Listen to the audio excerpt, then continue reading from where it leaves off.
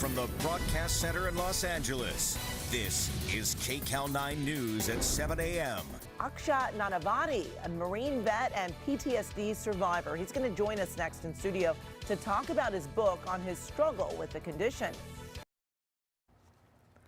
Akshay Nanavati is a Marine vet who suffered from PTSD after serving in Iraq. He wrote about his struggles in Fearvana, the revolutionary science of how to turn fear into health, wealth, and happiness. And Akshay is here to tell us more about it. Good morning. Good morning. Thanks for joining us Pleasure this morning. to be here. So now tell us about your time in the Marines. So I spent 7 months, one tour in Iraq, and I was an infantry Marine. So one of my jobs out there was actually to walk out in front of our vehicle convoys and look for improvised explosive devices before they could be blown, before they could blow up our vehicle. Okay. Dangerous, as you can imagine. Yeah, very tense, I'm sure, yes. Learn to engage fear out there. And I can only imagine you saw some major things out there. What helped you with the PTSD?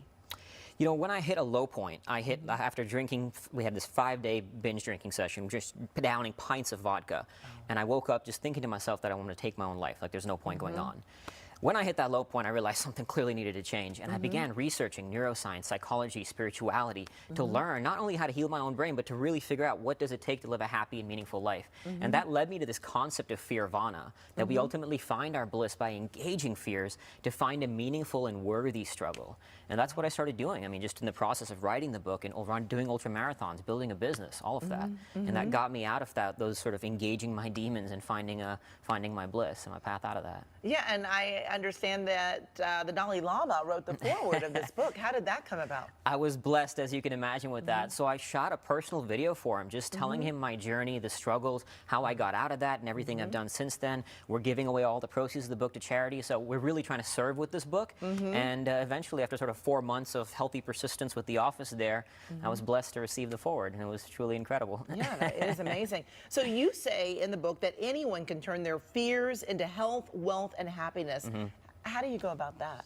The first thing and the most important thing is reframing how we view fear. I mean, when we say words like fear, stress, anxiety, struggle, we don't think of them as positive words, right? We think they're negative, and that's the problem. Because we think happiness is this thing waiting for us out there. It'll come to us when we get the $1 million, the car, but it won't.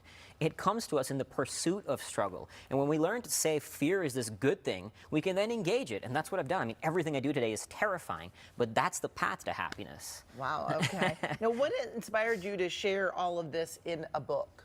Your own struggles? I think a book is what allows you to sort of expand your message so much further than your reach, right? I mean, a book can go into all corners of the globe, and you can share, you can serve through that message. And that's why I decided to do this. I mean, it took me about 3 years. I must have trashed like hundreds of thousands of words worth of work, and it was brutal, but it became my worthy struggle in service of something greater. Because I think when you also focus on service, it helps you engage your own fears. It helps you face your own demons so you can do something meaningful. And real quick, you were contemplating taking your own life, and unfortunately it's a major problem here right now, especially with so many young people. If you could give them a little advice real quick on what to do right now if somebody is actually thinking about taking their own life, what would you say to them?